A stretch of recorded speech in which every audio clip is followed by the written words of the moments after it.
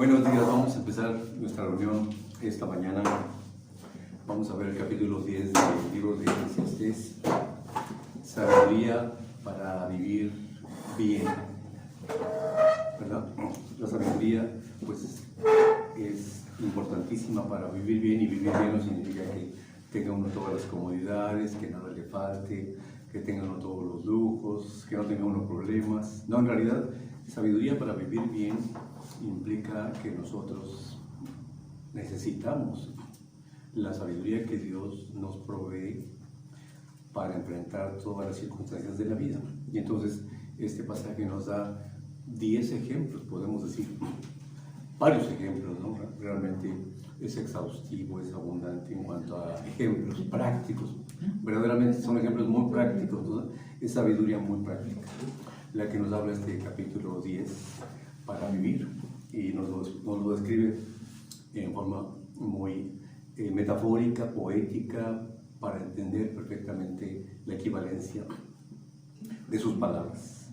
Vamos entonces a ver este tema, sabiduría para vivir, y vamos entonces a hacer una oración al Señor.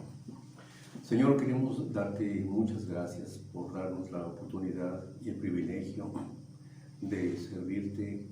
Señor, queremos darte muchas gracias por tu gracia y tu misericordia para con nosotros en todas las cosas. Gracias también por tu bondad y tu sabiduría que nos has otorgado, no por nosotros mismos ni que esté en nosotros mismos, sino a través de la enseñanza de tu palabra inspirada. Te damos mucha alabanza porque ha sido una provisión maravillosa para este mundo, para que no andemos en tinieblas, sino que tengamos la luz de esta vida. Te damos muchas gracias, Señor, por darnos esta magnífica provisión. Gracias también por nuestro Salvador Jesucristo, por medio del cual tenemos acceso hasta tu presencia, gracias a los méritos de Él.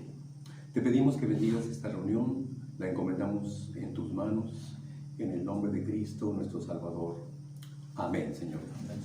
Muy bien, pues este pasaje entonces nos habla acerca de la importancia de la vida de la fe, ¿verdad? Dice que, pues la Biblia nos dice que como empezamos la vida en fe, pues la continuemos. Es muy importante esto que lo tomemos en cuenta, porque fácilmente nos salimos de la fe, fácilmente nos vemos desesperados, angustiados, afligidos, quebrantados y desesperados incluso por causas que no son necesarias. Pero el Señor nos enseña a vivir por fe primeramente, y nos enseña también a vivir en el amor, ¿verdad?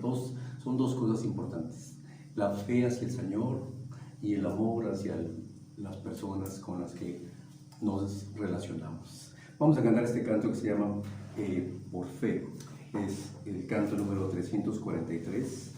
Dice que por fe andamos, no por vista, y que necesitamos andar por el Espíritu del Señor, guiados por Él también, porque ¿quién podrá ser suficiente por sí mismo, no?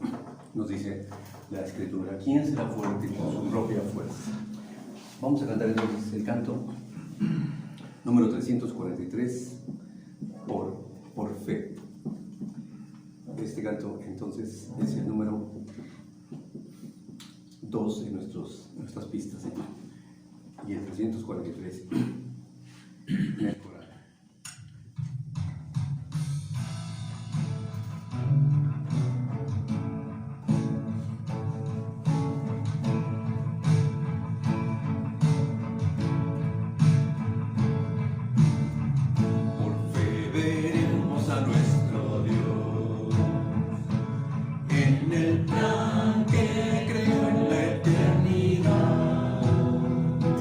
En la vida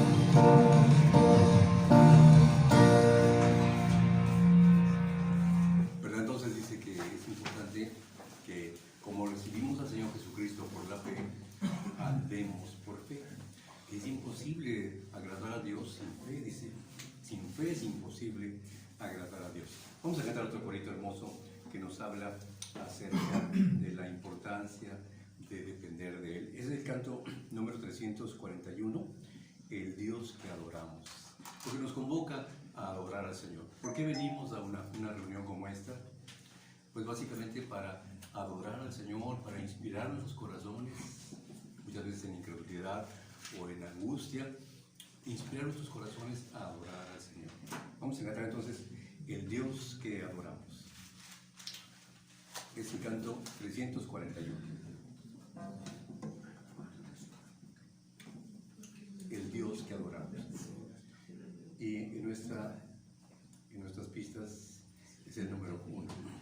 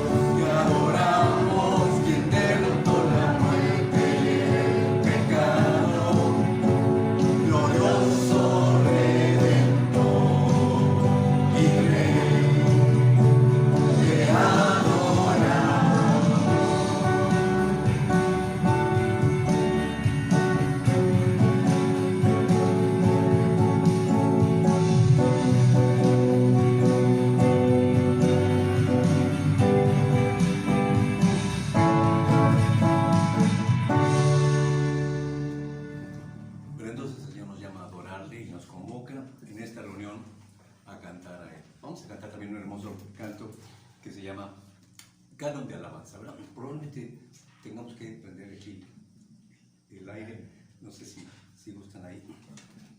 Vamos a cantar Canon de Alabanza, es el canto número 358, porque el Señor nos invita a adorarle en la quietud y en la paz. Vamos a cantar entonces el canto 358, el número 7 en la pista.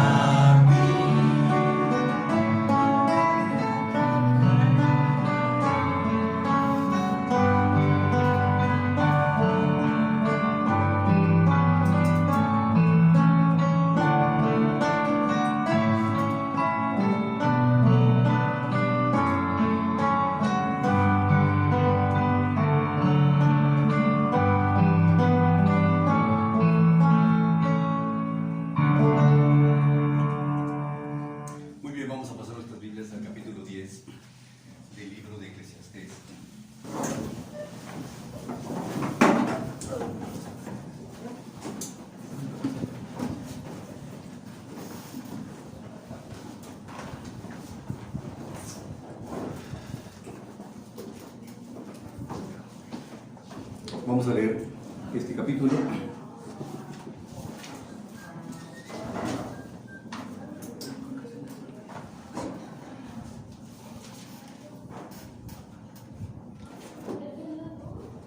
El capítulo 10 del libro de Eclesiastés dice: sabiduría para vivir bien, ¿verdad? Dice aquí: las moscas muertas hacen heder y dar mal olor al perfume del perfumista. Así una pequeña locura al que es estimado como sabio y honorable. El corazón del sabio está a su mano derecha, mas el corazón del necio a su mano izquierda. Y aún mientras va el necio por el camino, le falta cordura y va diciendo a todos que es necio. Si el espíritu del príncipe se exaltare contra ti, no dejes tu lugar, porque la mansedumbre hará cesar grandes ofensas. Hay un mal que he visto debajo del sol, a manera de error emanado del príncipe. La necedad está colocada en grandes alturas y los ricos están sentados en lugar bajo. Vi siervos a caballo y príncipes que andaban como siervos sobre la tierra. El que hiciere hoyo caerá en él, y el que aportillare vallado le morderá la serpiente. Quien corta piedras se hiere con ellas. El que parte leña, en ello peligra. Si se embotare el hierro y su filo no fuere amolado, hay que añadir entonces más fuerza. Pero la sabiduría es provechosa para dirigir. Si muerde la serpiente antes de ser encantada, de nada sirve el encantador. Las palabras de la boca del sabio son llenas de gracia, mas los labios del necio causan su propia ruina. El principio de las palabras de su boca es necedad, y el fin de su charla nocivo desvarío. El necio multiplica palabras, aunque no sabe nadie lo que ha de ser, ¿y quién le hará saber lo que después de él será? El trabajo de los necios los fatiga, porque no saben por dónde ir a la ciudad. Ay de ti, tierra, cuando tu rey es muchacho y tus príncipes banquetean de mañana. Bienaventurada tu tierra, cuando tu rey es hijo de nobles y tus príncipes comen a su hora para reponer sus fuerzas y no para beber. Por la pereza se cae la techumbre y por la flojedad de las manos se llueve la casa. Por el placer se hace el banquete y el vino alegra a los vivos y el dinero sirve para todo.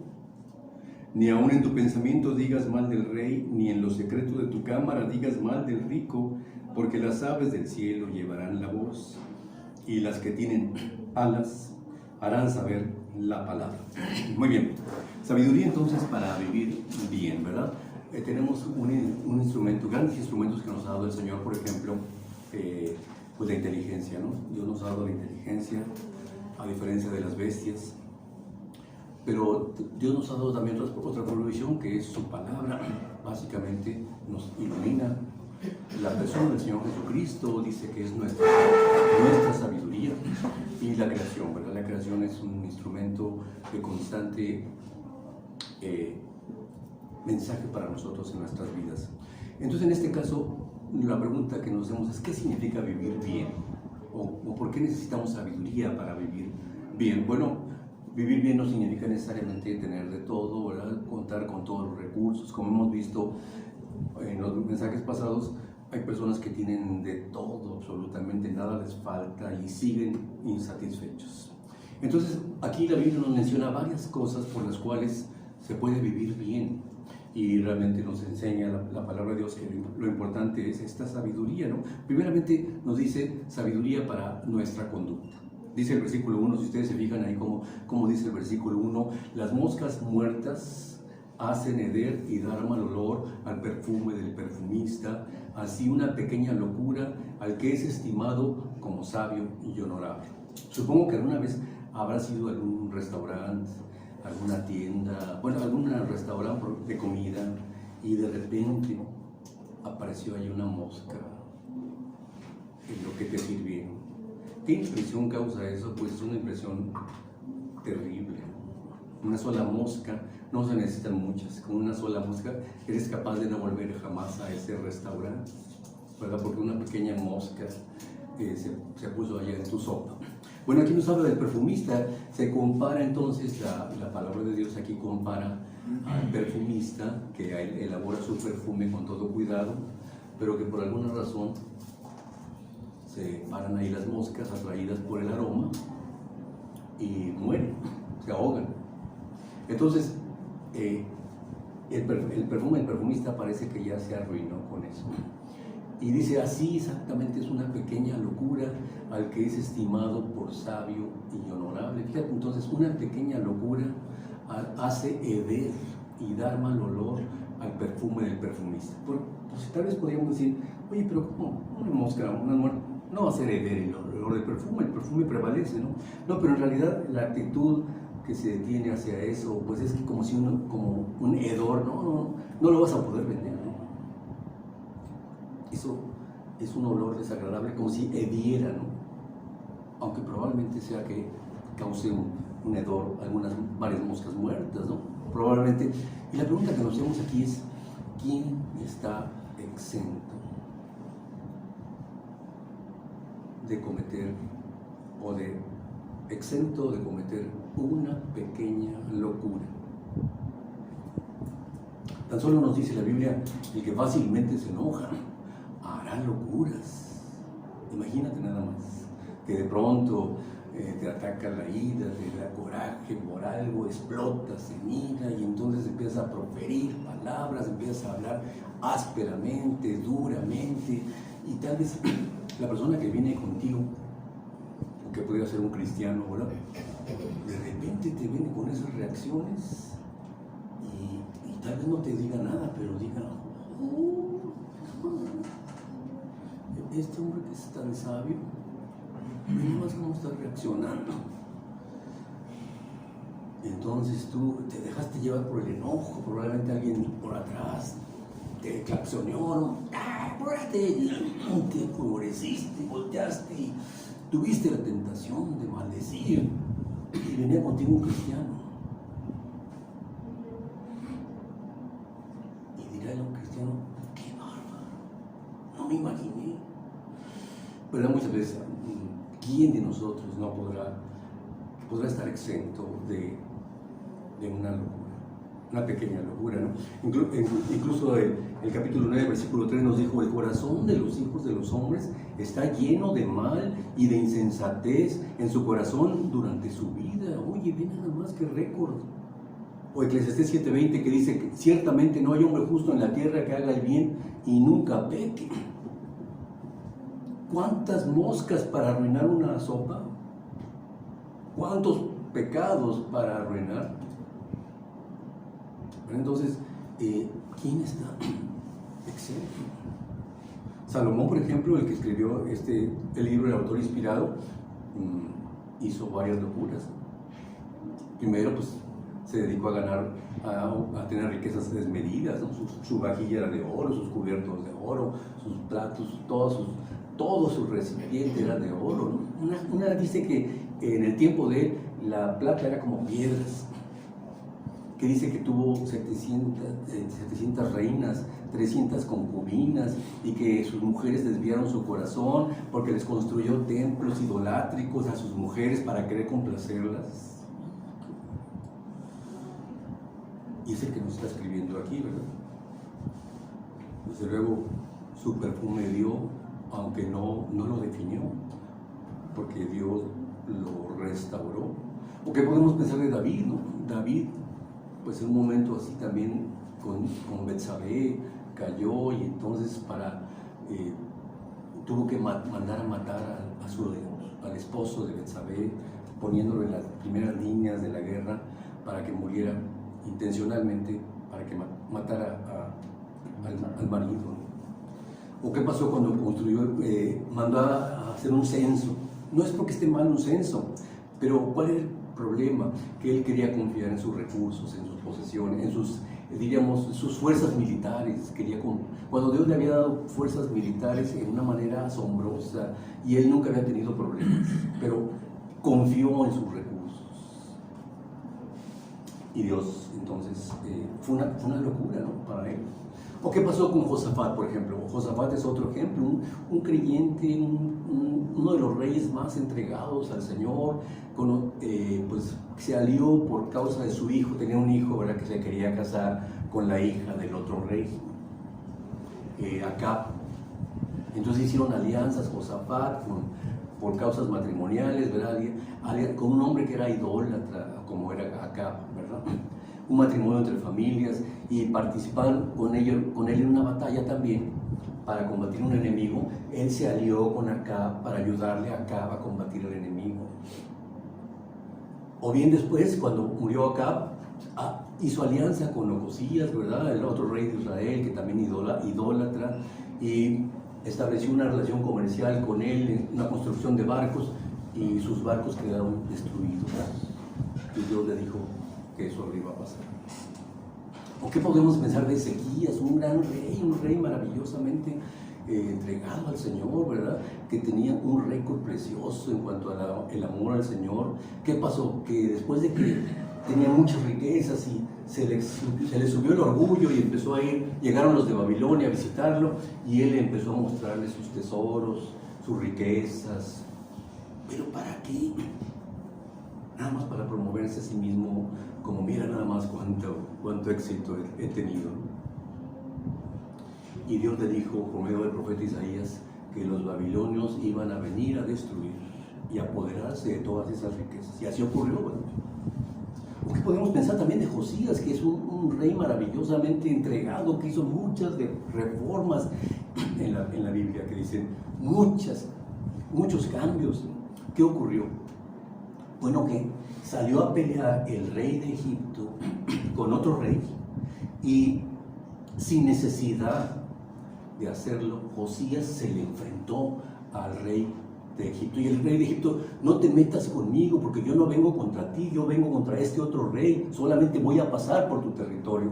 Pero Josías se obstinó y quiso enfrentarlo cuando ni siquiera era para defender a su ciudad, era simplemente por no dejar pasar al rey de Egipto. Y entonces fue una matanza, una destrucción enorme, y finalmente él murió. ¿Qué podemos pensar de los apóstoles? Tuvieron defectos, errores, locuras. Podemos ver al apóstol Pedro, ¿no?, que no, yo nunca te negaré, y fue el primero en negar al Señor. ¿O qué pasó cuando Pablo lo reprendió públicamente porque él estaba simulando que era judío cuando comía con los gentiles y haciendo creer que hay que serse judío para ser verdaderamente aceptado por Dios? Entonces Pablo lo reprendió públicamente. ¿Qué podemos pensar del apóstol Pablo? Cometió algunas locuras, sí, tuvo problemas con su compañero de viaje, que era Bernabé. Empezaron a discutir porque uno quería llevarse a Marcos, que los había desertado, y el otro no quería, Pablo no quería que se lo llevaran, y entonces hubo una tirantez enorme, de manera que se separaron Bernabé con Marcos y Pablo se fue con Silas. ¿O qué otra cosa le pasó a Pablo? Bueno, que le estaban advirtiendo por medio del profeta Agabo que no fuera a Jerusalén, porque el viaje en Jerusalén iba a ser muy riesgoso. Pero él estaba determinado a ir a Jerusalén, y fue a Jerusalén, y ahí lo atraparon, y estuvo encarcelado 2 años por causa del Señor. Aunque el Señor le había dicho los riesgos de ese viaje. Entonces, habría necesidad para Pablo de correr ese riesgo. Cometió esa locura, digamos, fue una decisión insensata, sí. Entonces, si estas personas, podemos pensar en Abraham, ¿qué pasó con Abraham, el padre de la fe? Mintió 2 veces para ocultar que su esposa era su hermana. Él decía, es mi hermana, para tratar de evitar que lo mataran a él y quedarse con la esposa. Es mi hermana. Sí era su media hermana, pero él lo hacía con el propósito de protegerse, desconfiando del Señor. 2 veces hizo eso. ¿Qué pasó con Isaac? Isaac hizo lo mismo con su esposa, ¿verdad? Es mi hermana. Hizo lo mismo que el padre, ¿no? Es mi hermana. Y en este caso no era su hermana. En el otro caso sí era la media hermana de Abraham, pero aquí en este caso no era su hermana. Así que fue una doble mentira, podríamos decir, ¿no? ¿Qué pasó con Jacob? Jacob también estuvo luchando contra su hermano por quedarse con los privilegios, cuando que Dios ya había dicho eran para él. Y entonces tuvo problemas con su hermano lo quería matar, él tuvo que huir de la casa para proteger su vida. Vemos que estos grandes hombres de Dios no están exentos de una locura. Entonces, para aplicarlo a nosotros, podríamos decir, ¿qué nos está diciendo Eclesiastés? Eclesiastés nos está diciendo aquí que seamos muy conscientes del potencial que nosotros tenemos para las peores cosas y la invalidez que tenemos para hacer lo bueno de no ser por el Señor. Así que Dios no nos ha llamado a la justicia por obras, ¿verdad? Porque si mirares a los pecados, Señor, ¿quién se podría sostener delante de ti? ¿Cómo somos justificados hacia el Señor? Es decir, en esta forma vertical. Por la fe únicamente en el Señor Jesucristo, nuestro mediador, nuestro Salvador. ¿Y cómo somos justificados hacia este lado del horizontal con nuestro prójimo? Solamente andando en la ley del amor. El amor no le hace daño al prójimo. En esta manera, ¿sí? En estas dos direcciones, nuestro andar se espera que sea sin ofensa. Porque no vamos a ofender a las personas si andamos en la ley del amor y andamos por la fe en el Señor Jesucristo. Entonces vemos que es muy importante aquí para que seamos conscientes de la gran fragilidad de nuestra vida, que un momento, una palabra airada, una mala reacción, un temperamento irritable, esto puede estropear el ejemplo. Entonces dice la Biblia que tengamos ese cuidado y que nos demos cuenta, no te apresures a enojarte, dice el versículo Eclesiastés 7:9, porque el enojo reposa en el seno de los necios. Y entonces el mensaje de Eclesiastés busca recordarnos esta fragilidad y esta tendencia tan mala. Así que lo primero que necesitamos es sabiduría para nuestro comportamiento. En segundo lugar, necesitamos sabiduría para ser guiados, ¿no? Porque a veces estamos en confusión, estamos en una completa interrogación, no sabemos qué hacer, qué paso dar, y necesitamos sabiduría del Señor para guiarnos. Y vean ustedes como dice el versículo 2, el corazón del sabio está a su mano derecha, mas el corazón del necio a su mano izquierda. Y no se habla físicamente, ¿no?, de que el sabio tenga su corazón hacia la derecha y el necio lo tenga hacia la izquierda, ¿no? Desde luego que es una metáfora. ¿A qué se refiere? El corazón del sabio está hacia la mano derecha. La derecha significa lo que es correcto, lo que es mejor, ¿verdad? Lo que es valioso para él. Entonces el creyente se guía por la doctrina bíblica. ¿Qué dice Dios? ¿Qué dicen sus promesas? ¿Qué dicen sus palabras? ¿Cómo puedo yo apropiarlas? El creyente entonces se guía por la doctrina, se la apropia las promesas. Pero el incrédulo, ¿verdad?, es a la mano izquierda, a la siniestra, como se dice. Diestra y siniestra. Entonces el siniestro, pues obviamente que es esperado para el incrédulo, porque su corazón desprecia la sabiduría. No se guía él por las cosas del Señor, para nada, no las toma en cuenta. Por eso esto es muy importante para los jóvenes y es importante para los adultos, porque fíjense, cuando uno es joven, cuando está uno empezando la vida, diríamos, o en la plena juventud, se siente uno campeón del mundo y quiere conquistar el mundo, y es cuando comete los peores errores. Se cometen muchos errores de joven.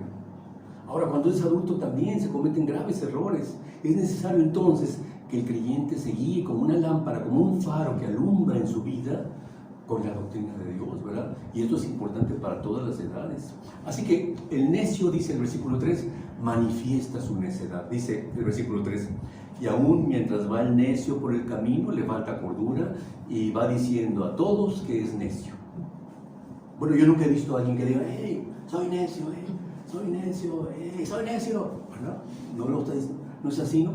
Pero tan solo con su conducta, con sus decisiones, con su comportamiento, con su manera de reaccionar, como decimos, le tomamos las placas y ya lo ubicamos. Es una persona muy necia. Y luego hay otras traducciones que dicen, y que él va diciéndole a todos que los necios son ellos. También nos ocurre, ¿verdad? Eso ocurre frecuentemente porque el necio en su insensatez se cree pues sabio en su propia opinión y le dice a todos que ellos son los necios. cuando que todos ya lo tienen muy clasificado como un necio, ¿verdad? Entonces la persona como vive, como se conduce, va diciéndole a todos cómo es, sin necesidad de que él lo proclame. Por eso va diciéndole a todos que es necio, nos dice la Biblia, es evidente su necedad, el comportamiento de él. Por eso necesitamos también sabiduría contra las malas reacciones. Fíjense ustedes cómo dice el versículo 3, ¿no? Necesitamos sabiduría contra las malas reacciones. Dice, si el versículo 4, ¿no? Si el espíritu del príncipe se exaltare contra ti, no dejes tu lugar, porque la mansedumbre hará cesar grandes ofensas. Aquí tenemos el caso donde la persona que está en autoridad, pues puede ser tu jefe, que puede ser tu maestro, que puede ser el director, que puede ser el presidente, que puede ser el que tiene autoridad sobre ti, tu papá, ¿verdad? El que tiene autoridad sobre ti se airare contra ti, te regaña y lo hace tal vez públicamente. Entonces, ¿cuál es la reacción tuya y mía? ¿Cuál es la reacción de inmediato? Oye, ¿por qué? ¡Qué injusticia! No estás tomando en cuenta las cosas que estoy haciendo.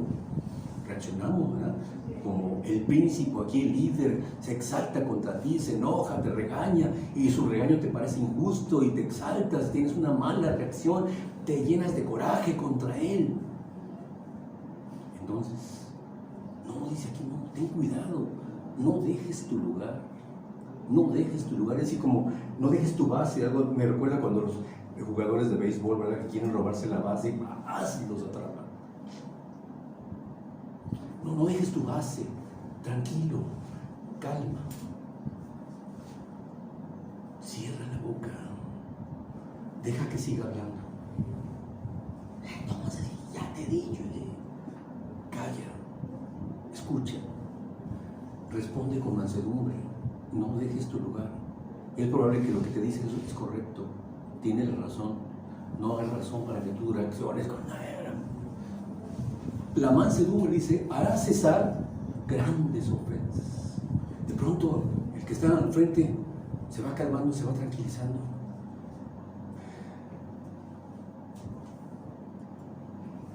Discúlpame, por favor, por las palabras que te dije, realmente me dejé exaltar. Es que ya te lo he dicho más varias veces. No quieres hacer caso.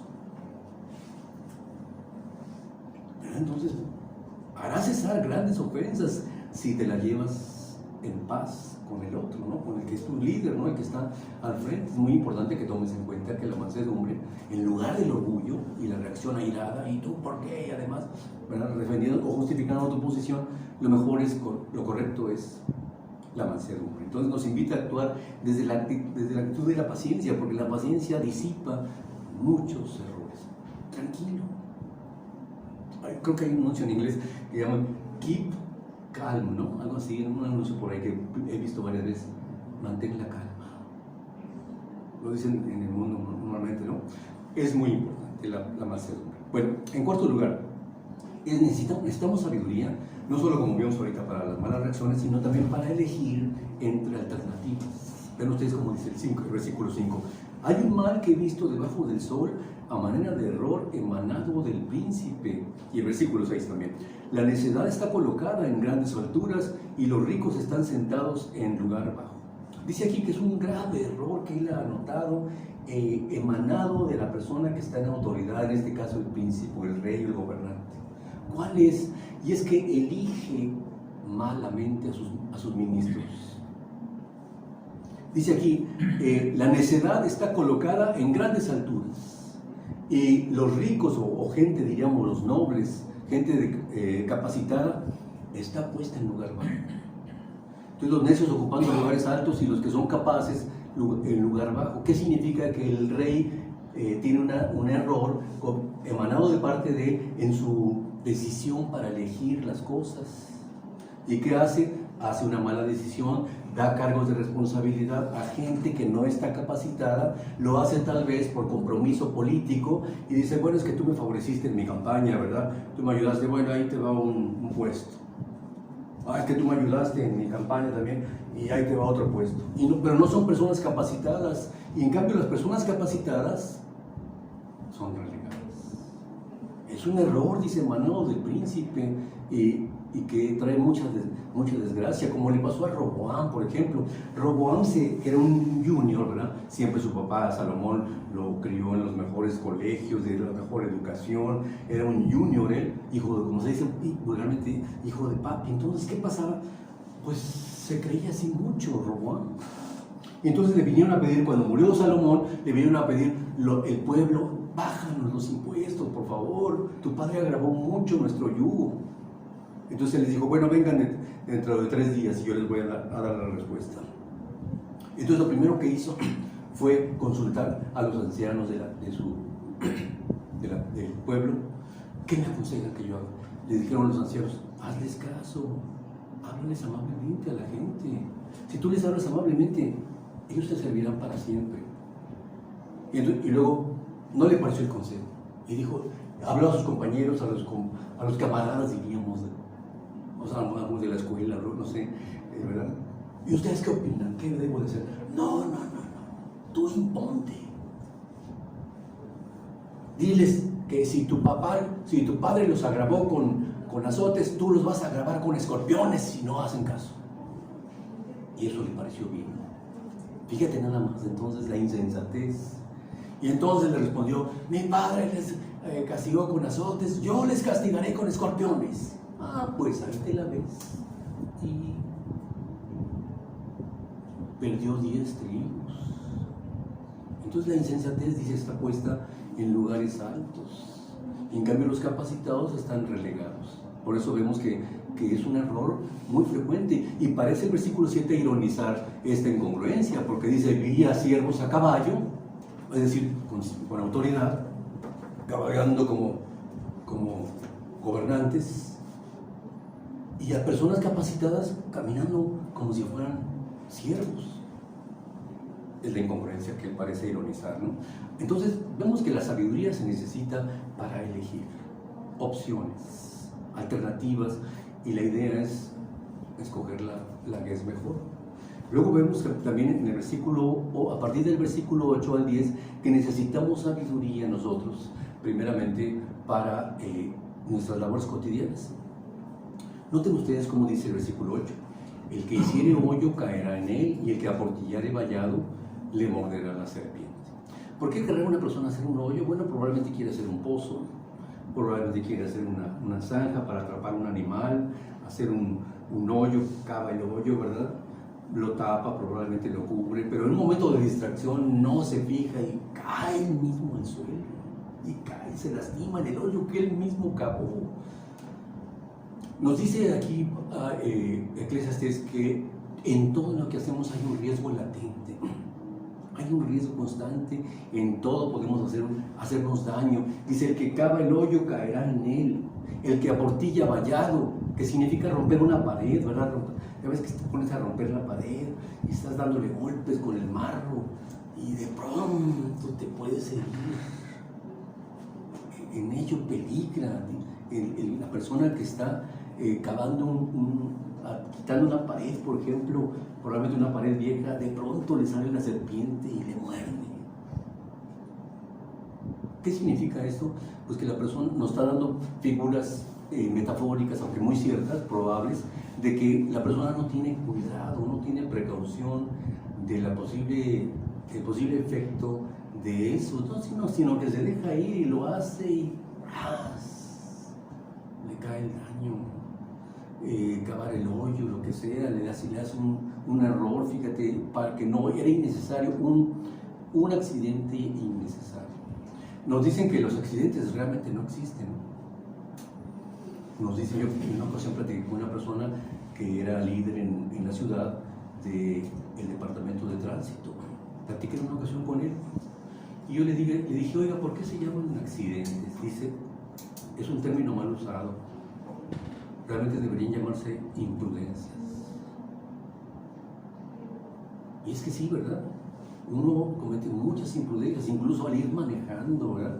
Nos dicen que tenemos que manejar a la defensiva, es decir, manejar a la defensiva es prever todo lo que posiblemente se le podría ocurrir a cualquier acelerado, que no va a respetar las señales y que se va a lanzar, y que tú vas muy confiado, no, yo tengo la preferencia, y vas derechito y chocas.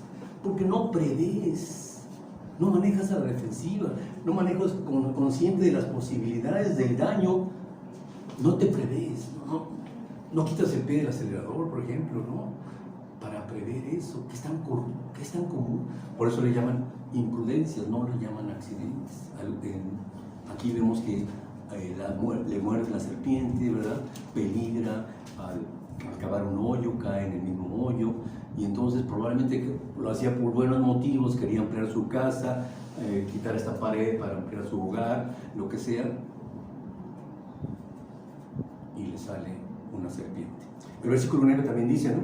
Quien corta piedras se hiere con ellas, el que parte leña en ello peligra. Oye, fíjate, cortar piedras, darle marrazos a ciertas piedras para darles un tamaño, ajustarlas para cierta posición que tú necesitas, estás dándole y no te fijas, no tomas las precauciones y de pronto una astilla te salta al ojo y te deja ciego en ese ojo.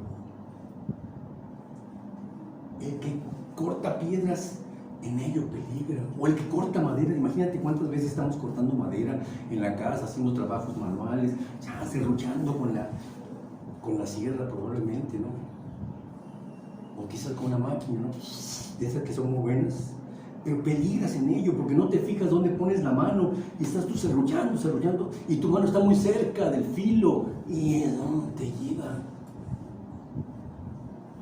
unas lastimadas porque no piensas dos veces, oye, yo estoy aquí serruchando y la mano está en peligro, mejor quito la mano, ¿no?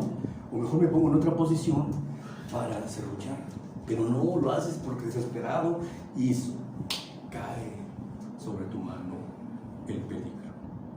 Estos son versículos que nos libran o tienden a librarnos de errores innecesarios en nuestra vida. Para mí ese versículo ha sido una bendición cada vez que estoy serruchando madera en la casa. El que corta madera en ello peligra, el que corta leña. Yo no estoy cortando leña, ¿no? Pero estoy cortando madera para hacer un trabajo. En ello peligra. Ay, entonces pienso bien, espérate, ¿qué estoy haciendo? ¿Verdad? Es muy importante lo que nos dice aquí la Escritura para no tener males, para evitar males innecesarios y que realmente no tomas en cuenta la sabiduría práctica de Dios, ¿verdad? Por eso es importante que tomemos en cuenta la sabiduría para la vida cotidiana. Aquí nos lo dice qué tan práctico es la sabiduría, que en las cosas más insignificantes necesitamos inteligencia. O el versículo 10, ¿no? La sabiduría es importantísima para dirigir todo el proceso de nuestra labor. Noten ustedes el versículo 10. Si se embotara el hierro y su filo no fuera amolado, hay que añadir entonces más fuerza. Pero la sabiduría es provechosa para dirigir.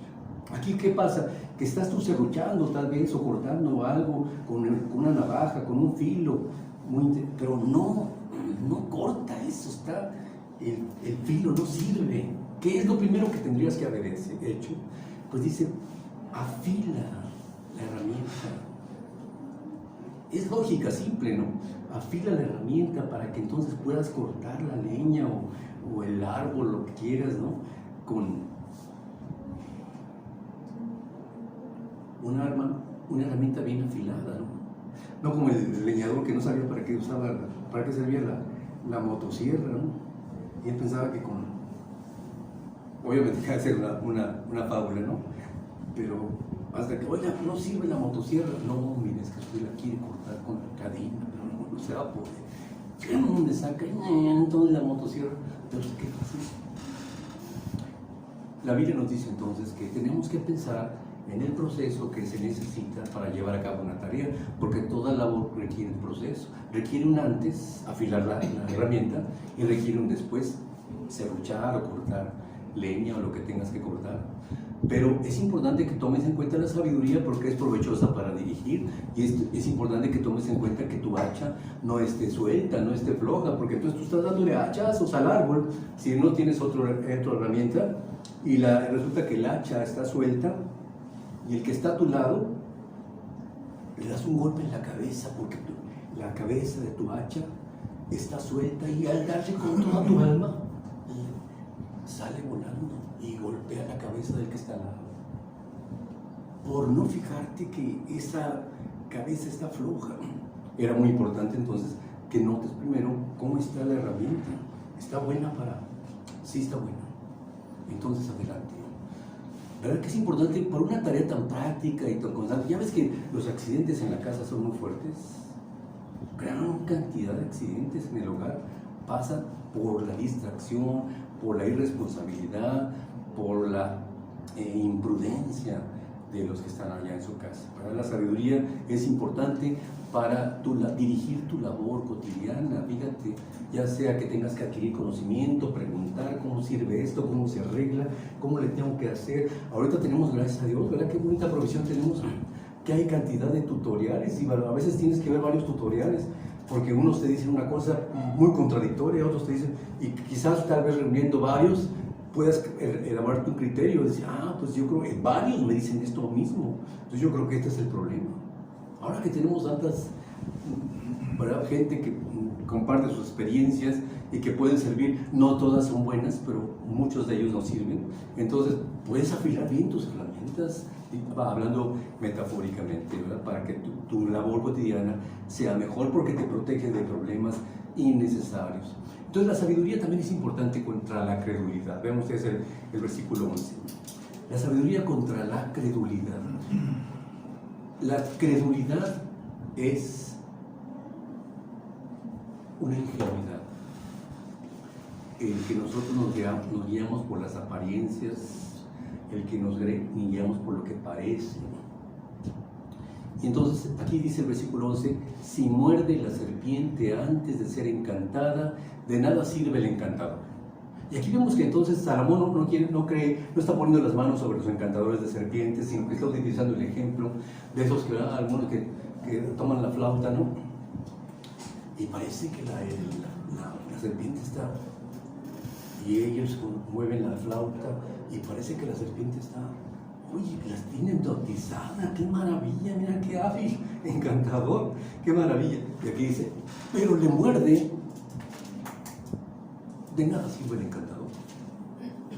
¿Y qué nos quiere decir aquí Eclesiastés, verdad? Bueno, pensemos un ejemplo. Uno viene a tu casa, uno que se dice que es experto en arreglar lavadoras. Y tú te dejas guiar por eso, ¿no? Y resulta que tú acaba ya el trabajo y tu lavadora sigue igual. Aunque él haga alarde de experiencia y de que sabe mucho y de que tu lavadora sigue igual, es decir, sigue mordiendo la serpiente. No se resolvió el problema.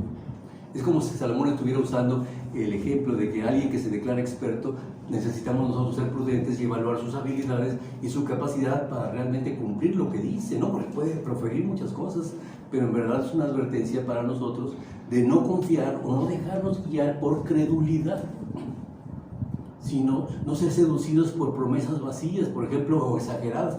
El vendedor que te dice, no, usted va a ganar tanto dinero con esto, si usted invierte su dinero aquí, usted va a ganar y tal, y mire los rendimientos aquí, las estadísticas, y tú te quedas cautivado con los ojos abiertos y dices, oye, qué bien, no había yo pensado en eso, ven cómo ando batallando yo aquí, y aquí me promete muchos intereses y muchas ganancias, y te pinte y inviertes tu dinero y das dinero a aquellos que con palabras rimbombantes te seducen y tú te confías, y a la mera hora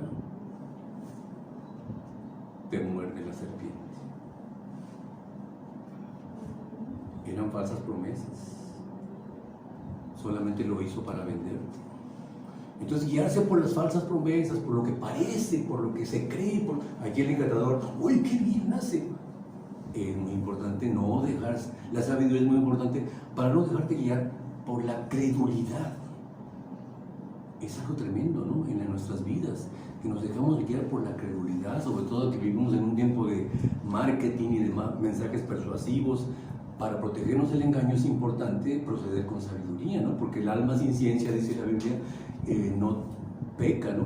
El que se apresura con los pies peca, no tiene suficiente paciencia para analizar con cuidado las cosas. El simple, dice Proverbios 14:15, todo lo cree, el simple todo lo cree, pero el avisado mira bien sus pasos, corrobora, ¿verdad? Investiga, analiza, se asegura.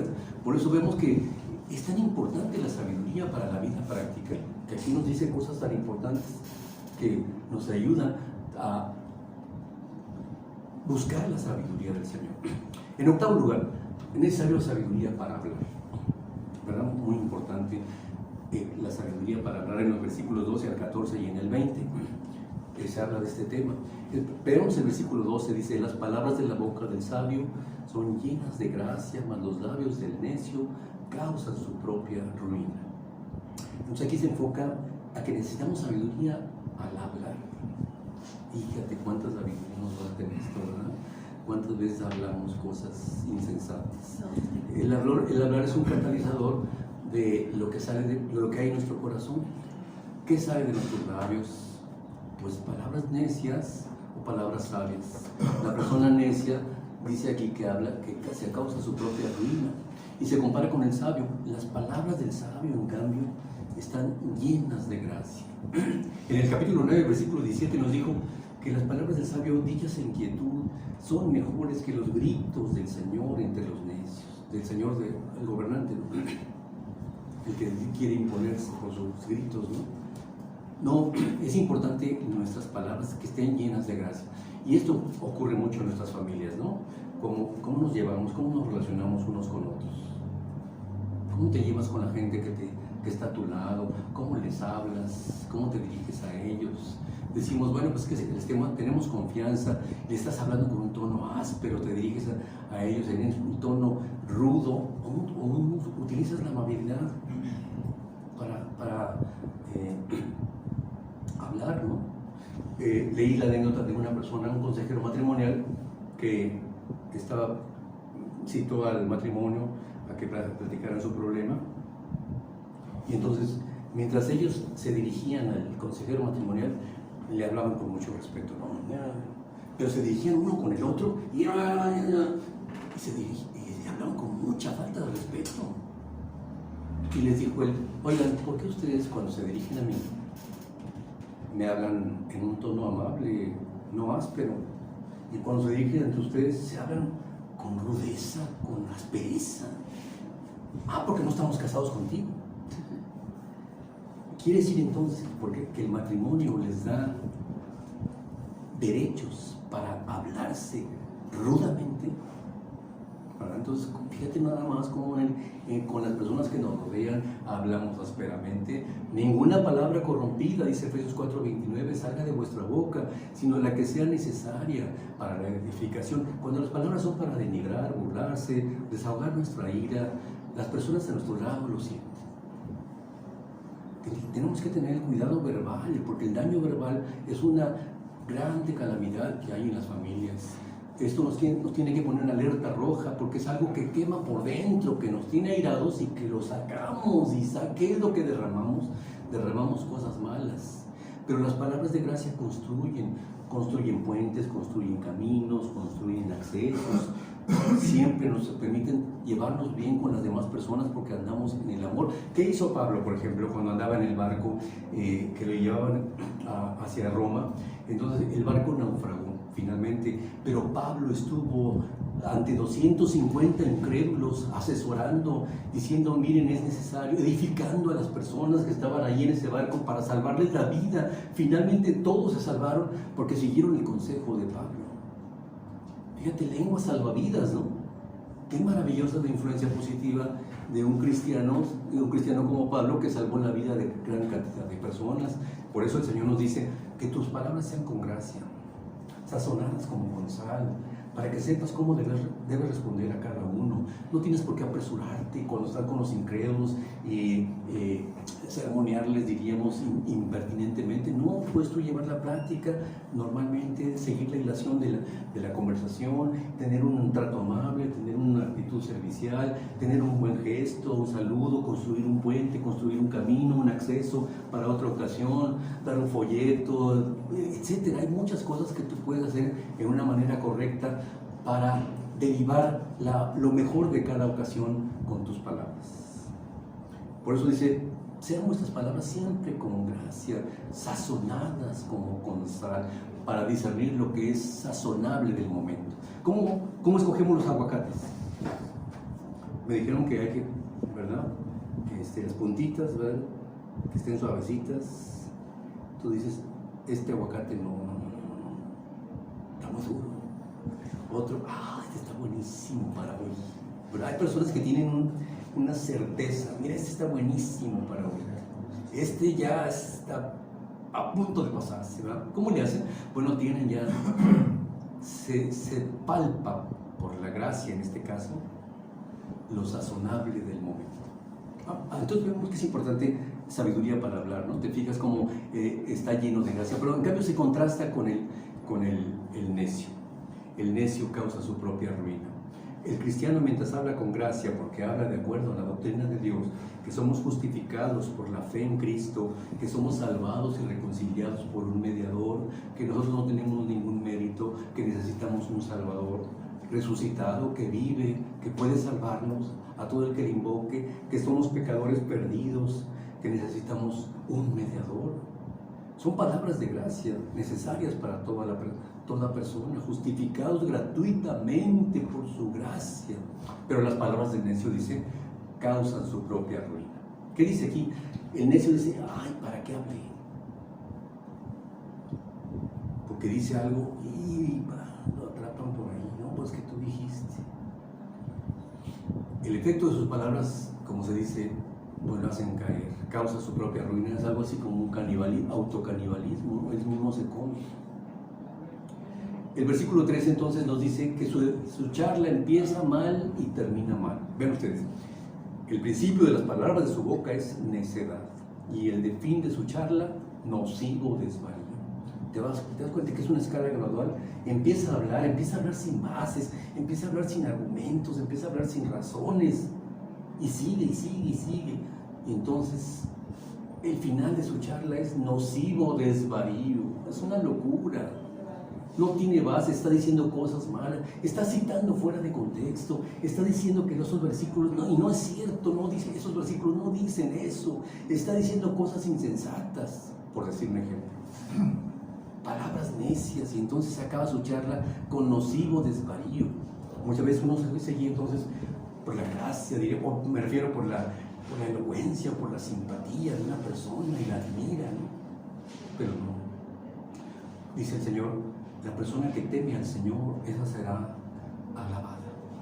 Nos damos cuenta entonces que la hermosura es vana, la elocuencia es vana, la palabrería es vana.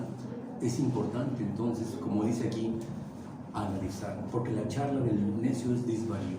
Entonces, en el versículo 14 dice que él tiene el afán de aparentar conocimiento. Dice, el necio multiplica palabras, aunque no sabe nadie lo que ha de ser, ¿y quién le hará saber lo que después de él será? El necio habla mucho, ¿no? Y no dice nada, aquí nos dice la Escritura, no dice nada, pero hace alarde de que sabe mucho, incluso alardea de que él puede pronosticar lo que va a ocurrir. Y aquí nos dice el versículo, ¿quién va a saber lo que va a ocurrir? ¿Hay alguno que lo sepa? Entonces está haciendo alarde, afirmaciones que carecen de sustancia. En cambio, el creyente necesitas hablar con medida, con medida de palabras y de conocimiento, porque reconoce que no sabe muchas cosas. Hablar por hablar puede llevar a graves errores y este comportamiento entonces manifiesta orgullo. La persona quiere aparentar que sabe mucho. Entonces la Biblia nos menciona que el inicio de su charla es necedad y el final es nocivo desvarío.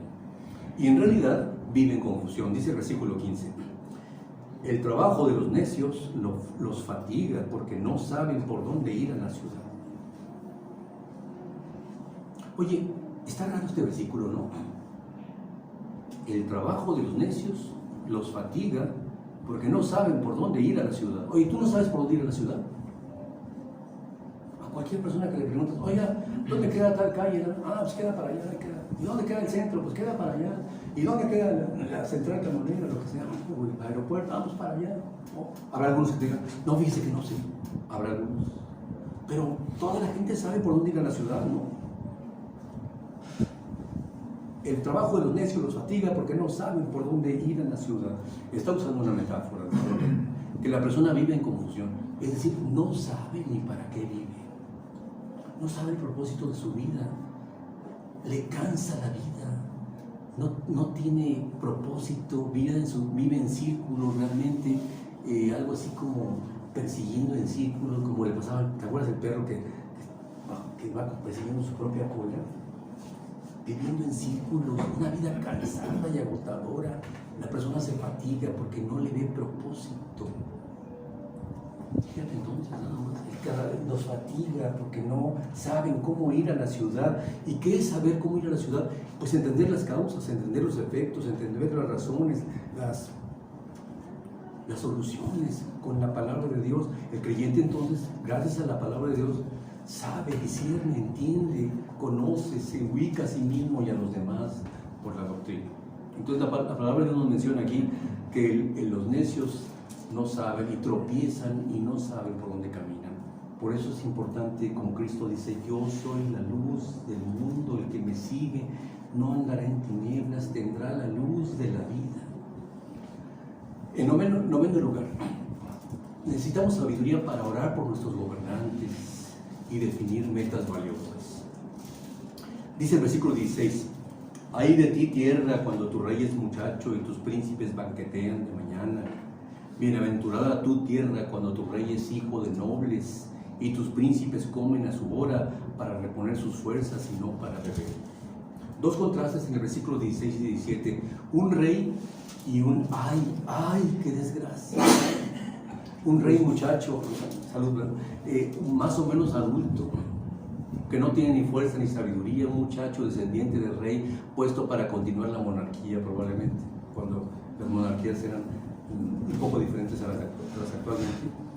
El rey entonces puede aludir aquí, el rey muchacho, a problemas pasados de la inexperiencia, inmaduro, que asciende al poder tal vez por razones de sucesión monárquica, no sabe para nada gobernar. Esto entonces lo ponen como gobernante porque es la dinastía el que sigue y carece de sabiduría y sus consejeros también están muy inadecuados, y entonces la figura se pone ahí como autoridad. Yo creo que por eso pusieron el primer ministro actualmente en las monarquías modernas, ¿verdad? Ponen al primer ministro para tratar de mitigar el problema de la inexperiencia y entonces el primer ministro elegido por el parlamento, y pues lo ponen ahí como el director y el representativo de la nación, y el rey viene siendo como una especie de figura actualmente por tradición, probablemente para mitigar este problema de la inexperiencia, ¿no? Y darle más eficacia a las personas que sí pueden gobernar. Pero aquí nos dice el versículo 16: ay de ti tierra cuando tu rey es muchacho y tus príncipes banquetean de mañana. Oye, ¿cómo que banquetean de mañana? Los ministros, en lugar de estar resolviendo los asuntos en la mañana, están bebiendo, banqueteando. Es decir, que banquetearon toda la noche, les amanece la noche banqueteando, están tomando la vida no seriamente, están tomando la vida como placer, como diversión, dicha derivada de hacer fiesta. Y tiene relación esto con el versículo 19, si ustedes se fijan más abajo, el versículo 19 habla de una mentalidad de una persona cuyo placer es el banquete, cuyo el licor es la diversión y que el dinero es la solución de todo. Esa es una mentalidad muy común en la vida actual, ¿verdad?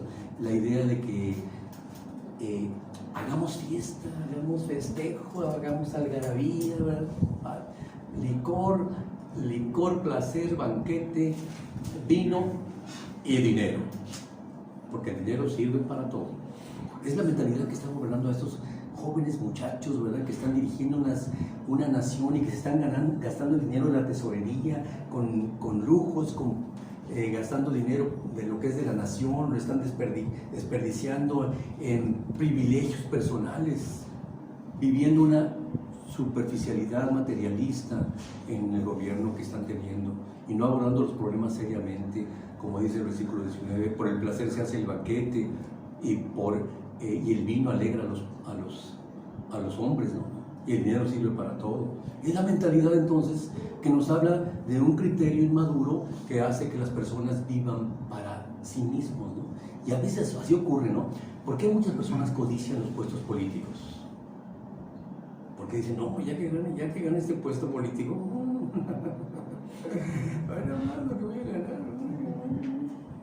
Fíjate, están soñando, están diciendo, viendo el puesto político como oportunidad para ganarse dinero, meterse mucho dinero a la bolsa, para pachangas y vicios y diversiones y posesiones, no para servir a la nación.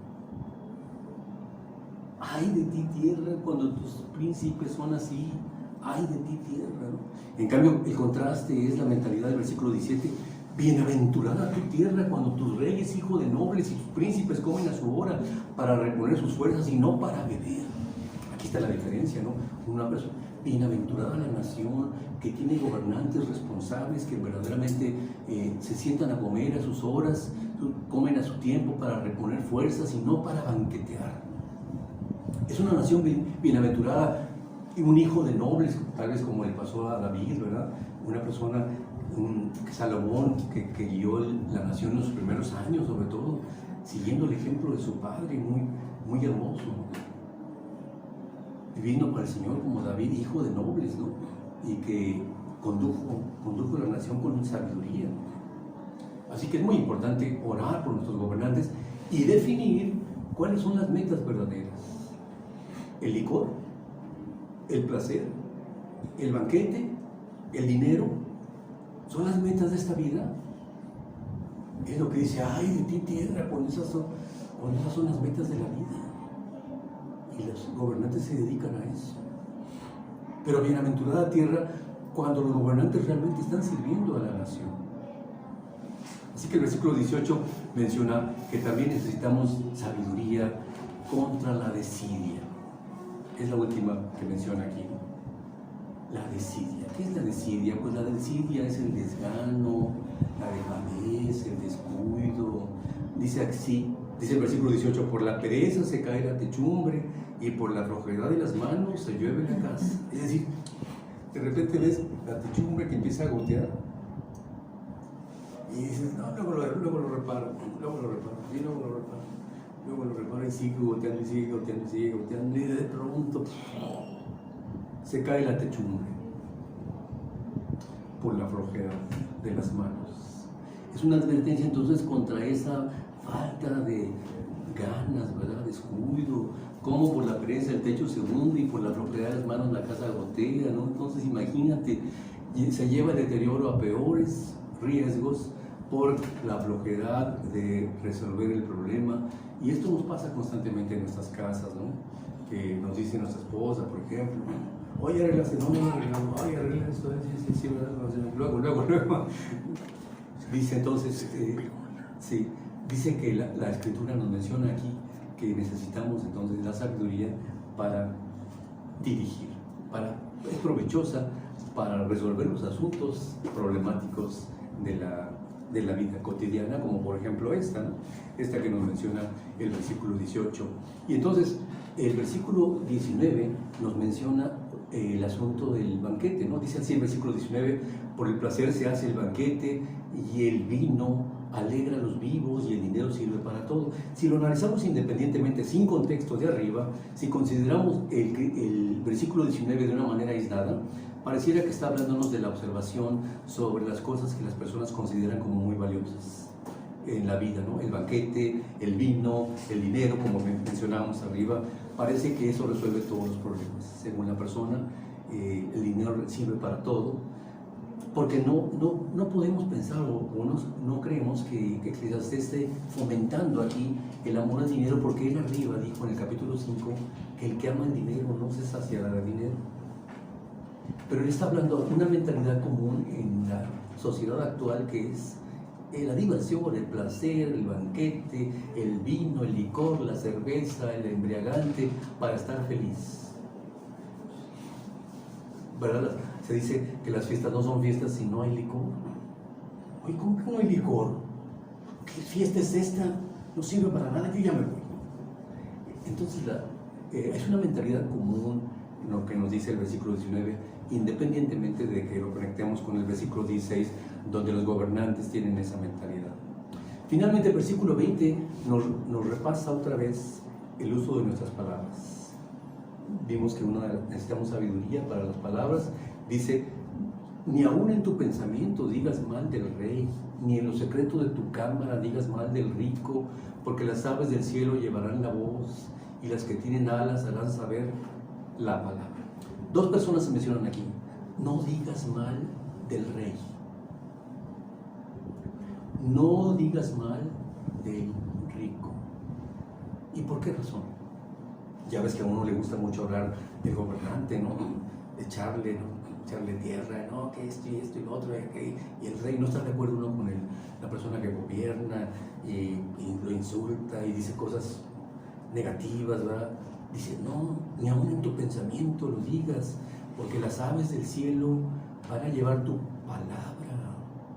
¿Y qué está diciendo aquí Eclesiastés? Que personas en autoridad, como una persona, como un rey o un gobernante, o personas ricas con muchos recursos económicos, pueden dañarte a ti por causa de tu imprudencia al hablar.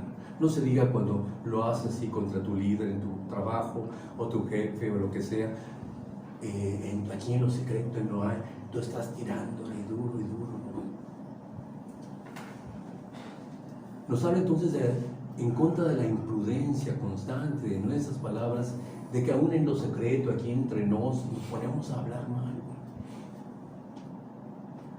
Y esas palabras, dice, las lleva